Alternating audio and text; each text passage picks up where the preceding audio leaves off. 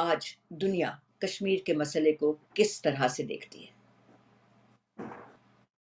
آپ نے بہت اس کی نمائندگی کی اقوام متحدہ میں، جب آپ مستقل مندوب تھے تو مجھے یاد ہے ہم اپنے پروگراموں کے لیے خاص طور پر میں نے آپ کو بہت دفعہ زحمت دی تھی کہ آپ کا حکومت پاکستان کا موقف کیا ہے، اس کے بارے میں بات کیجیے۔ تو آج ہم کہاں کھڑے ہیں اس حوالے سے؟ دیکھیے،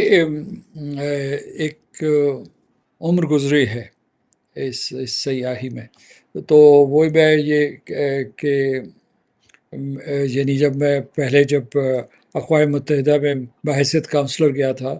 تو اس وقت جو ہے میں تھرڈ کمیٹی میں تھا، تھرڈ کمیٹی میں بھی میں ڈیلیگیٹ تھا، اور اس کے علاوہ جتنی بھی وہاں کمیٹیز تھی جنرل اسمبلی کی، اس میں کشمیر کا مسئلہ ہم نے اٹھایا، کشمیر حق خود ارادیت کا مطالبہ کیا، اور اقوام متحدہ کی جو قراردادیں ہیں کشمیر کے اوپر، ان کے اوپر عمل درآمد کا مطالبہ کرتے رہے۔ تو جہاں تک پاکستان کے سفارت کا ان کا تعلق ہے تو انہوں نے بھرپور وکالت کی ہے، اور میں سمجھتا ہوں کہ میں ان لوگوں کو بھی خراج عقیدت پیش کرنا چاہتا ہوں جن نے 1950 کی دہائی میں لے کر 1957 تک 12 قراردادیں منظور کروا لی تھی اقوام متحدہ کی سلامتی کونسل سے، اور وہی ہماری بنیاد بنی۔ اور پاکستان نے ہر ایوان میں یہ مسئلہ اٹھایا ہے، وہ کونسل ہو، اس سے پہلے یہ ہیومن رائٹس کمیشن ہوتا تھا، یا دوسری جو بھی سیاسی یا غیر سیاسی تنظیمیں ہیں جو اقوام متحدہ سے وابستہ ہیں، ان میں ہم نے اس مسئلے کو اٹھایا ہے۔ ہماری نمائندگی مؤثر رہی ہے، اس میں کوئی شک نہیں، لیکن ہم منزل ابھی تک نہیں پا سکے ہیں۔ جو مقبوضہ کشمیر کے لوگ ہیں وہ ابھی تک محکوم ہیں، مظلوم ہیں اور مجبور ہیں۔ اس کے علاوہ یہ ہے کہ وہ ایک قسم کی کھلی جیل میں بستے ہیں، ان کے حقوق کا پاس نہیں کیا جاتا بلکہ ان کو کچلا جاتا ہے ایک نظام کے ذریعے۔ کیا آپ سمجھتے ہیں سر کہ آرٹیکل 370 کے خاتمے کے بعد کشمیر پر اب عالمی سفارتکاری نہیں ہو سکتی، یا وہ اس منظر سے ہی یہ معاملہ غائب ہو گیا ہے؟ بڑا نازک سب مسئلہ ہے یہ۔ میں آپ کو یہ بتاؤں گا کہ پنڈت جواہر لال نہرو نے 1947 میں جب وہ کشمیر کے اوپر قبضہ کرنے والے تھے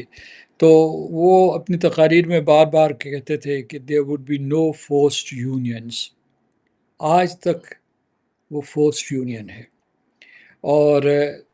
آپ زبردستی ایک ملک کو اپنا حصہ نہیں بنا سکتے۔ میں تو یہاں تک کہنے کے لیے تیار ہوں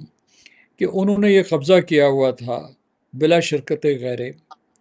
کوئی 1947 سے اب تک، تو اگر کشمیری آمادہ تھے، وہ ہندوستان سے محبت کرتے تھے یا ہندوستان کی یونین یا فیڈریشن کا حصہ بننا چاہتے تھے تو وہ آج تک بن چکے ہوتے، مسئلہ خود دفن ہو چکا ہوتا، ختم ہو چکا ہوا ہوتا، مطلب ایسا نہیں ہوا۔ اس کی وجہ یہ ہے کہ ان کا انہوں نے جو قبضہ کیا ہوا ہے وہ غیر فطری بھی ہے، غیر قانونی بھی ہے، اور اس لیے یہ آج نہیں تو کل یہ مسئلہ ضرور حل ہوگا۔ آرٹیکل 370 کی تنسیخ کوئی ایسا واٹر شیڈ نہیں ہے۔ میں آپ کو بتاؤں کہ ہم لوگ، بہت کم لوگوں کو معلوم ہے کہ پاکستان آرٹیکل 370 کو بھی ڈس انجینوس سمجھتا تھا، اور یہ سمجھتا تھا کہ یہ انہوں نے ایک جعلی پردہ اپنے قبضے کے اوپر پھیلایا ہے، کیونکہ یہ کیا تھا، یعنی انہوں نے اصل میں 370 کے ذریعے اقوام متحدہ کی کشمیر کے اوپر قراردادوں کے راستے میں رکاوٹ کھڑی کرنے کے لیے یہ قدم اٹھایا تھا۔ یعنی اقوام متحدہ سیدھی کہہ رہی تھی کہ آج اقوام متحدہ کی زیر نگرانی سری نگر اور مظفر آباد میں اور گلگت بلتستان سارے علاقوں میں، لداخ سب علاقوں میں رائے شماری کروائیں اور لوگوں سے پوچھیں کہ وہ کیا چاہتے ہیں۔ تو ہندوستان نے یہ کیا کہ اس نے ایک کنسٹیٹیوئنٹ اسمبلی بنائی تھی ان دا 1950s، اور اس میں 75 کے 75 لوگ جو تھے ان کے ہینڈ پکڈ تھے، اور ان سے اعلان کروا دیا کہ ہم ہندوستان کے ساتھ الحاق کر رہے ہیں، اور ان کا کہ اب یہ قسم کا جو پلیبسٹ ہے اس کا ایک سبسٹیٹیوٹ ہے، اور اسی کو کیننائز کیا، بیپٹائز کیا انہوں نے آرٹیکل 370 سے۔ تو آرٹیکل 370 بھی ایک ڈھکوسلا تھا، اور یہ بھی جو ہے یہ دوبارہ فوج کشی کی. تھوڑا سا میں فرق یہ بتاؤں گا کہ آرٹیکل 370 جب ہندوستان نے منسوخ کیا تو اس کے بعد اس نے باقاعدہ اس کو نو آبادی بنا دیا ہے. اب وہ کالونی کے طور پر ہے، کیونکہ وہاں ان کا جو حکمران ہے وہ ایک لیفٹیننٹ گورنر ہے جو دلی کو جواب دہ ہے. اور جو ہمارا وہاں وزیر اعلیٰ ہے عمر عبداللہ، وہ بالکل کٹ پتلی ہے، اس کی کوئی اختیارات نہیں ہے. وہ گزشتہ برس بلکہ وہ جانا چاہتا تھا جو ہمارا شہداء کا مزار ہے 1931 والا، تو اس کے اوپر نہیں اسے جانے دیا. اس کی خود اپنی جو پولیس تھی اس نے کہا کہ آپ وہاں نہیں جا سکتے. تو وہاں اصل حکم جو ہے وہ لیفٹیننٹ گورنر کا چلتا ہے. میں سمجھتا ہوں کہ یہ ہندوستان کی کوتا اندیشی ہوگی کہ اگر وہ یہ سمجھتا ہے کہ اس طریقے سے ظلم و استبداد کے ذریعے، اس زبردستی قبضے کے ذریعے وہ اس علاقے کی تاریخ اور جغرافیے اور